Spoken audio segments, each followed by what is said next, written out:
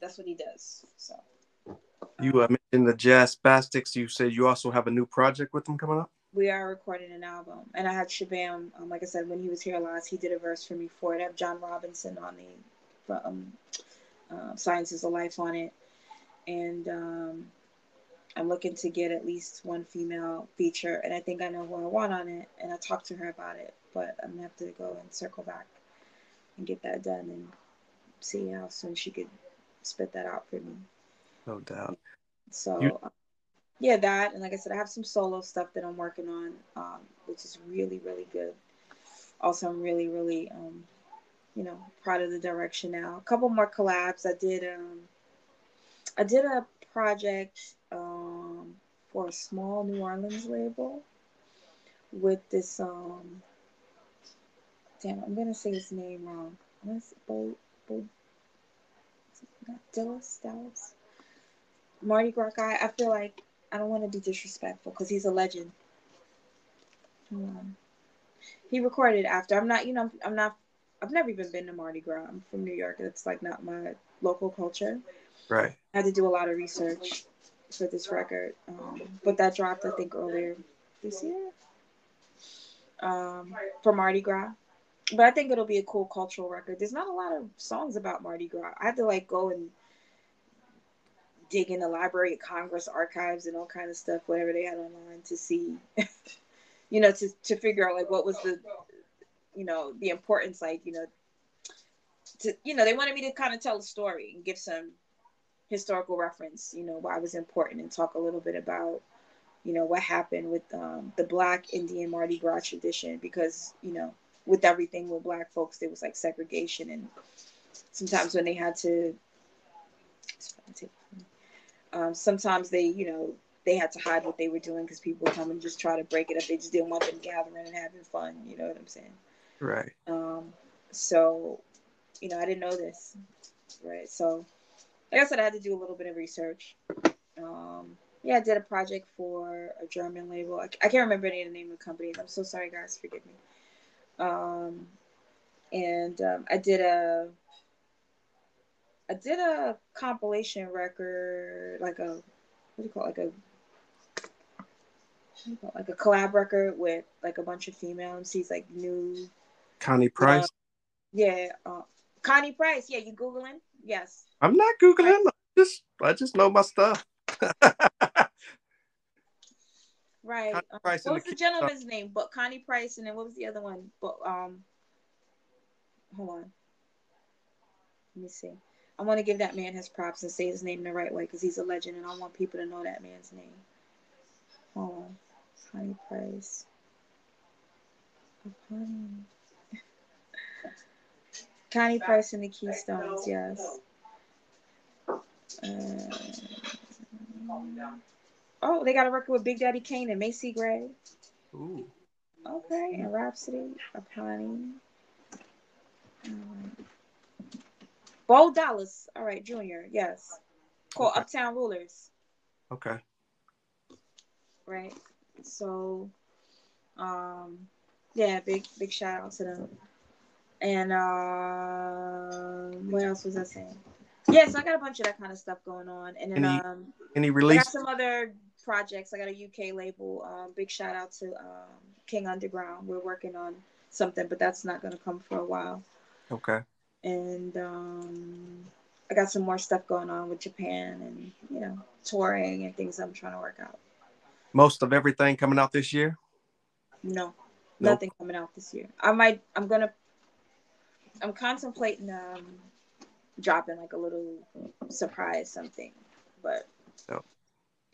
it's not like it's none of those projects. Just like a personal thing. I kind of want to throw something out and see if it sticks. No doubt. Before we get out of here, can you talk Yeah. to us a little bit about the blacksmith companies? Oh, well, going back to sort of what I was saying about how I had spent so much time just focused on my music that I didn't. I feel like there were parts of me that I hadn't really engaged. You know, so I'm in the beauty business. outside of music. I'm a hair colorist here in New York City on the Upper West Side currently. And I also cut hair, which I did early, which is why I was a little bit late. I had a client today. So far. So I cut high-end clientele. I mostly men. I'm building my women's cut business now. My hair colors business, I work for a big corporate company. Shout out to Madison Reed. And then for my cut business, it's my personal business. So I do that on call on my days off by appointment only. And it's Blacksmith Barbering Company. Okay. Right. And I started in the business when I had my son, like I said, I couldn't do music anymore. I needed a creative outlet and I also needed money. Right. So I got into the beauty business. I was living in Pennsylvania at the time, and my cousin, god sister, whatever, we grew up together like family. She was there, and she was working for a department store, and she was like, "Pay's not crazy, but could work. Something something to do all day. You can get your money, get some money." So because coming from New York, I had a real estate license at the time as well. So but none of the things like I didn't really know anybody there. It's not like New York where you can like just hop on a train or something to get money. Like real estate does require some investment. Me not being from there, not knowing the lay of the land, it just didn't make sense for me with a new baby. You got to spend money before you make money in real estate. It didn't make sense for me to pursue that. That was my goal. Though, when I first moved there, before I got pregnant, I had been in contact with the broker, the local broker for the same franchise I work for. And I was like, I want to come over there. So we were in talks, and it wasn't even close to where I was at. I have family there, and I had a car, and I was like, well, it's nothing for me to commute. Well, now I got a baby, so like, I couldn't do any of that, Right. in anything that I talked about. So I was like, all right, let me just find something quick. So I was doing a bunch of bullshit, you know what I'm saying? And I would say, way below my character, but you know what I'm saying? It paid the bills, and I learned stuff. And it also gave me a different perspective because I was doing a whole bunch of like, you know, superstar shit. You know what I'm saying? Right. And it was very humbling. But, it was cool because I was like around real people and I had a crazy work ethic. So, everywhere I go, like, I was, I had a stupid ass job, but, I was like, the star, you know what I'm saying? Like everywhere I went, they was just like, we love her. And, like, so every experience I had, like I said, I'm always in gratitude. So every experience that I had was awesome. You know what I'm saying? Like I had other turmoil because my children's father was, driving me nuts and shit. But, I was like, it was still fun, and I found this business. Like it didn't pay great, but it was fine. I was like enjoying myself and I was discovering other talents that I had. You know what I'm saying? Right. And I didn't feel burnt out. It was kind of almost like, Bruce Banner, leaving the laboratory and walking across America and shit. And, here he is, he's a genius and he's the Hulk and he's just like, doing construction work or doing some bullshit. It was kind of like that sort of experience for me. You know what I'm saying? Oh. So, yeah. And then, so I got this gig and then I was just so glad when I got the gig. I didn't even know where I was going to be working. So I had to call them back and say, which department am I in? And they were like, you're going to be in cosmetics. And I was like, I was a rapper. I was damn near a tomboy. I barely wore makeup. I didn't know anything about that shit. I used to like clothes and stuff and sneakers and that kind of shit. But I didn't know anything about like makeup. And I was decent at hair. Like, I could do dreadlocks, like a braid. I was doing weird, stuff with my hair. So I was like a creative person and I had a creative appearance and I liked fashion, but that was something I wasn't that experienced in. Right. And but my first day I loved it because I almost felt the connection to it. One, it was an art job, which I didn't understand at the time. I'm working in a store, so I'm thinking, because they said to me, you're in cosmetics and it's a commission department. And I told you I was doing real estate. And I was like, I don't know shit about makeup, but I know about commission all day. Right. I know all about commission. And I told you I like business. I like to hustle. I like to sell shit. I like to close deals. You know what I'm saying? I took your back pockets off your jeans. You heard? You know? So I was good at sales. And the first day though, so you're doing sales, but then you have this added component of you spend the entire day making people feel good. Like women come in and they buy a lipstick and they look pretty and they see themselves in a way that they didn't see themselves, or maybe you had a tough day and you get yourself a little tube of mascara or a little lip gloss. You know what I'm saying? You're like, Right. I'm pretty now. It's okay. You know what I'm saying? So, and then so like I said, I just had my children. I'm discovering this whole other side of femininity now with my, you know, with makeup, and then making other people feel good, still in service. What I'm doing with my music, but now I'm doing it with cosmetics. And then now it's almost like psychology too, because the people who come to you are not, they need something to make them happier. Not they're not happy with themselves, but some of it is like skincare. Like when I started, I didn't work for a brand. I worked as what they call a floater. So I worked in the cosmetics department, but I worked at every counter. Mm.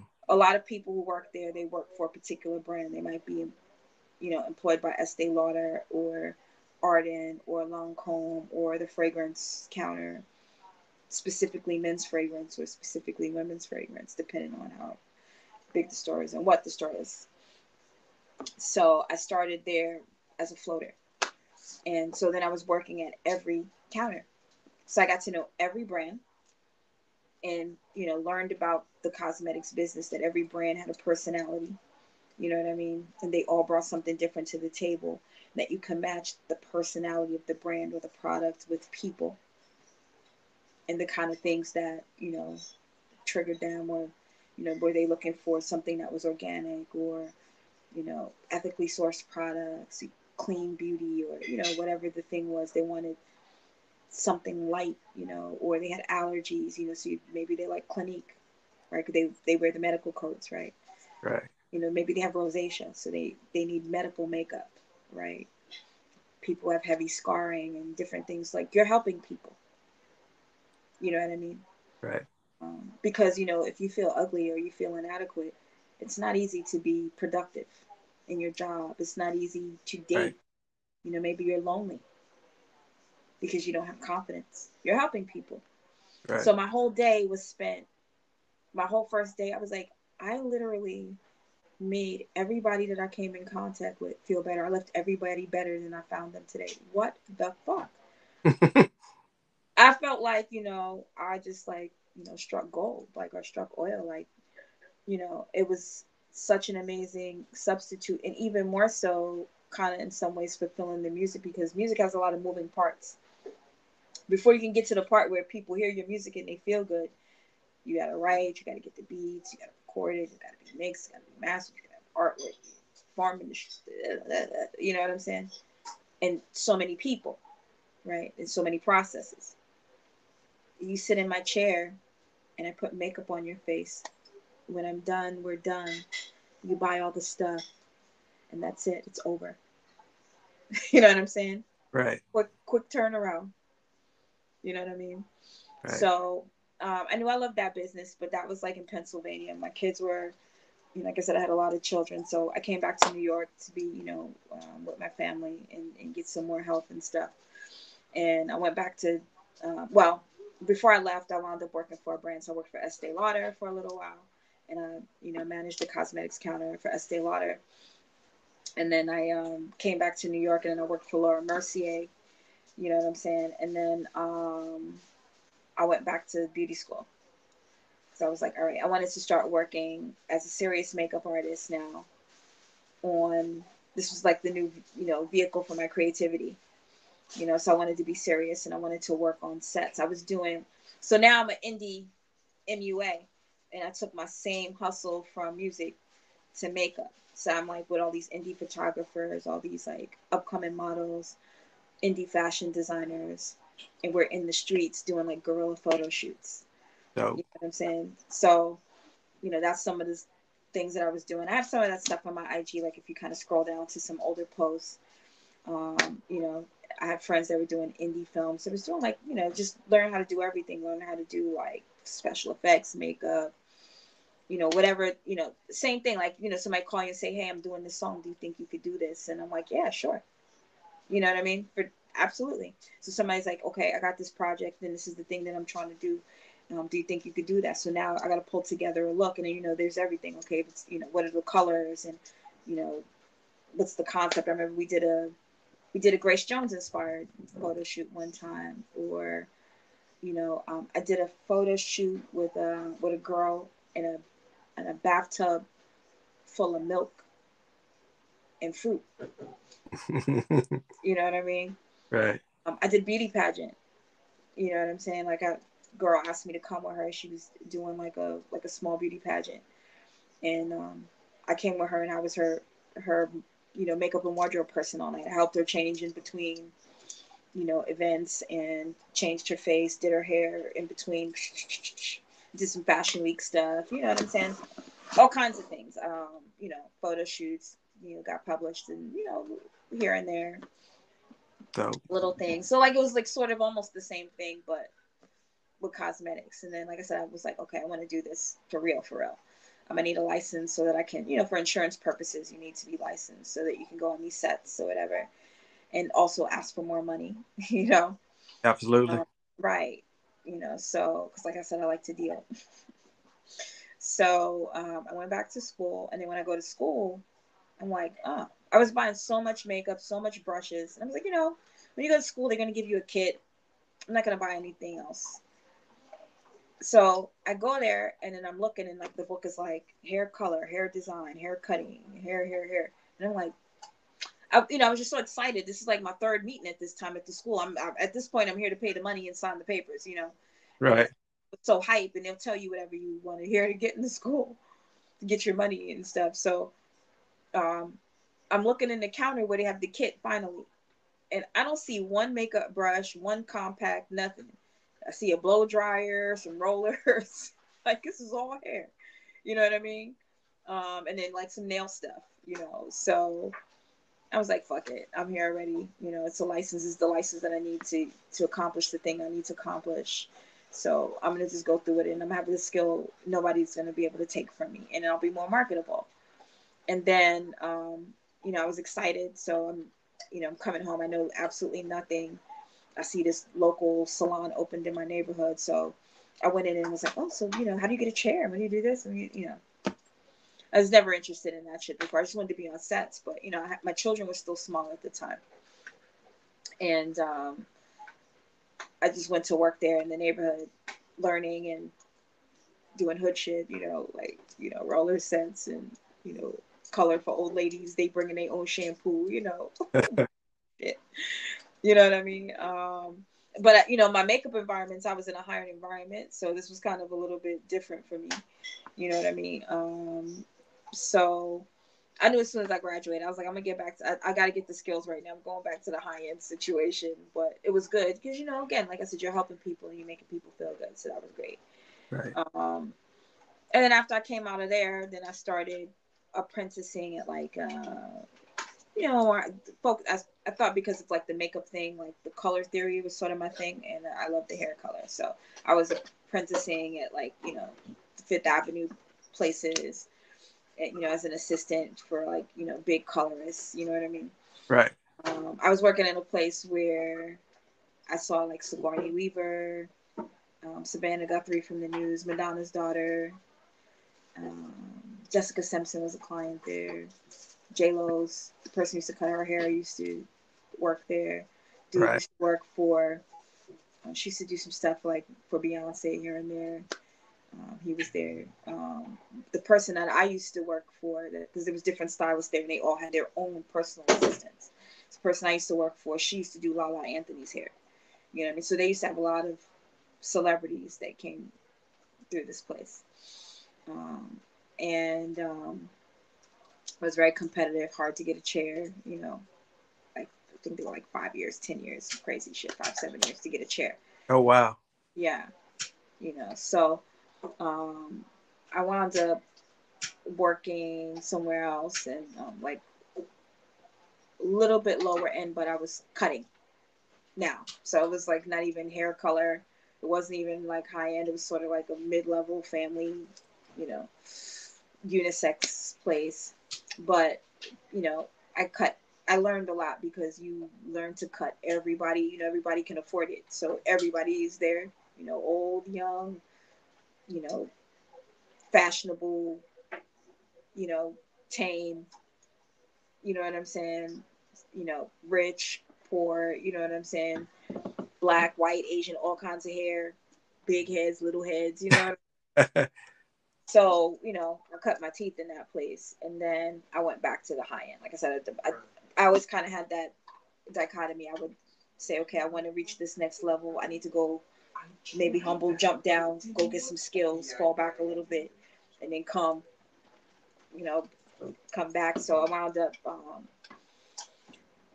going back to barber school after I was working there. And then I got a second license. And then I worked all exclusively in men's work for 5 years. So I guess I jumped all around. I went from cosmetics to hair cutting to exclusively working on men in a full service place, you know, barbering, shaving.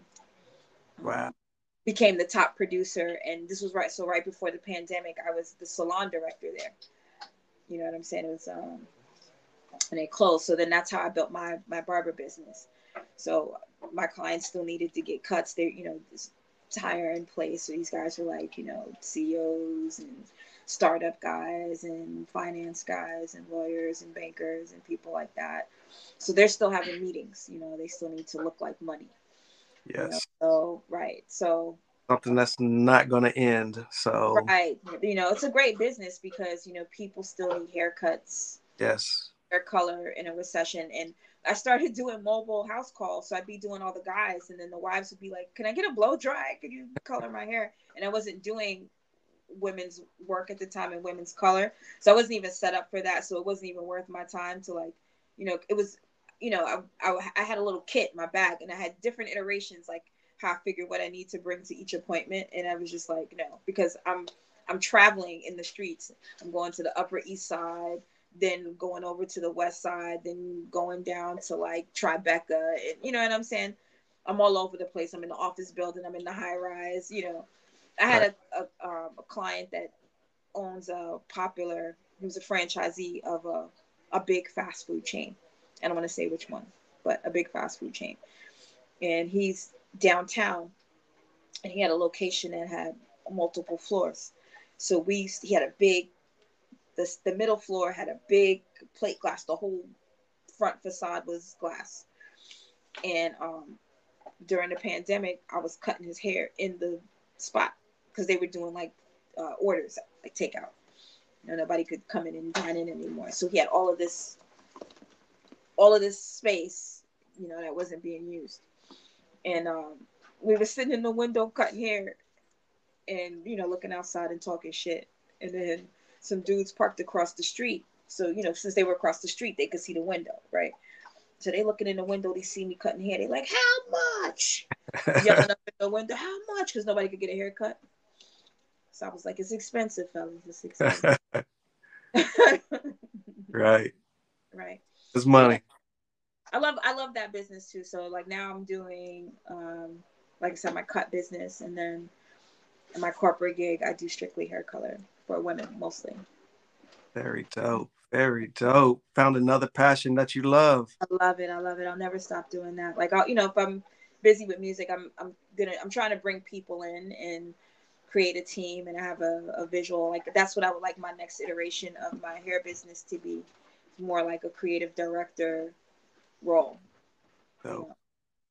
Well, Mm-hmm. Pani, I thank you so much for letting us know your story and what you're currently up to. Shout out to Sin-seer for connecting us. Before we Mm-hmm. get out of here, can you tell us your social media and where we can keep up with you? Sure, yeah. Just look for my name is Apani B Fly, of course, but you know, you can Google Apani B. On my Facebook, I'm Apani Smith. I have a great Facebook community. We laugh, we have a lot of fun, we have great discussions over there. So if you're into that kind of thing, I would suggest, you know, come take a deeper dive and engage with me on Facebook. I'm on IG at Apani Classic. And I have a TikTok. I'm not on there as much, but I'm on there as Apani Classic as well. But you can mostly find me on Facebook or IG. Apani Smith, Apani Classic, Google Apani B. I'm all over the place. Very dope. Easy to find. Thank you for everything. Thank you for everything you've done with culture. We'll be on the Thank lookout you. for everything you coming up. I'm the journalist Sin-seer. That's Apani B Fly. Thank you so much. Thank you for having me. I appreciate it. And thank you for what you're doing for the culture. It's amazing. Absolutely. Thank you so much. Let's keep in touch. Absolutely. All right. See you again soon. Thank you. Bye.